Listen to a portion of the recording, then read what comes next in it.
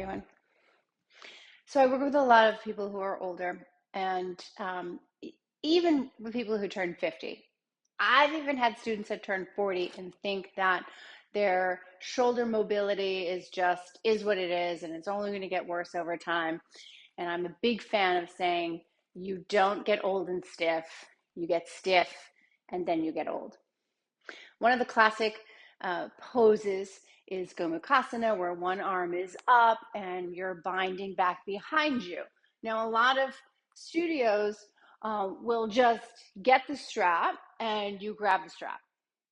But if you're not working on the bind, you are missing a huge portion of the range of motion of that glenohumeral joint, which is supposed to be the most mobile joint in the body.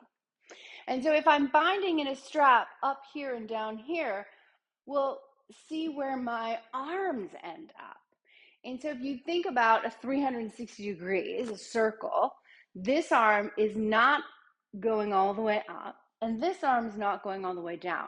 So it's like I'm missing between 12 and 2, and I'm missing between 6 and 8 or 9. So we want to work on the mechanics of the shoulder. This will also come about in the ubiquitous pose of downward facing dog. So many people have pain in the wrist because they have too much weight in their arms, because they can't get their arm all the way up in full flexion, where the arm should be in line with the ear. Today, we're going to work on a simple way to progress that. We'll use the wall. And so I'm just going to turn around. I'm on the ground for the camera. You can do this standing. You can do this anytime you pass a wall. And so I'll show you on the right because it's the easier one. And so all you're going to do is come, just as arms, not even an arm's distance away from the wall, and you're just going to begin to crawl your fingers up the wall. Now, some of you this will be your end place. Now, if you see this angle in the shoulder, this is what I'm missing, right? And so every day, you can even make a mark on the wall. And if you do this a couple times every day, you will start to, in spider, crawl your way up, which is going to take this joint further and further into flexion. Eventually, you can do this and bring the body closer to the wall, which is going to essentially be like moving the hand back, coming more into flexion that way. Now you can begin to see, I'll show you with both arms, how this mimics like a downward facing dog, which is an arms overhead position, okay?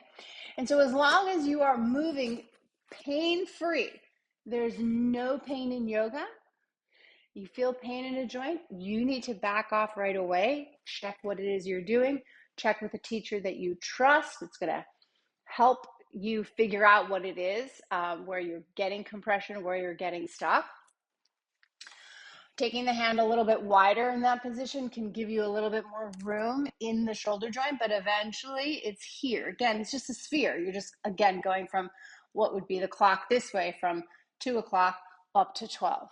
Now, if everything is going well, you just begin to lean in. Eventually, the forehead and the nose come to the wall. Now, where we can start to build more strength and range of motion, if you're at the wall, is you then take the arm off the wall.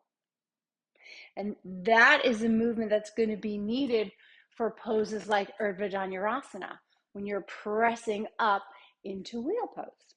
Okay, so these are the little nuggets, the tests and the recipe that is going to get you where you want to go if Urdhva Dhanurasana is your goal. Maybe it's not, but just brushing and shampooing your hair might be your goal. And this is also the recipe that's going to get you there. So I will crawl my hand up the wall, lean in, forehead on the wall, and then the hand will lift away from the wall. Now this is a lot of muscular engagement to do this, and you can hold the hand off the wall, 3 breaths, 5 breaths. You can do the other arm. And so I know that the left one is a little bit more problematic, right? It's more difficult for me to sustain it. Again, I'm right-handed, so I use that arm all the time. I'm much more apt, more familiar there. So try that out. Let me know how it goes, and then look for more videos on other mobility and strength. Have a beautiful day.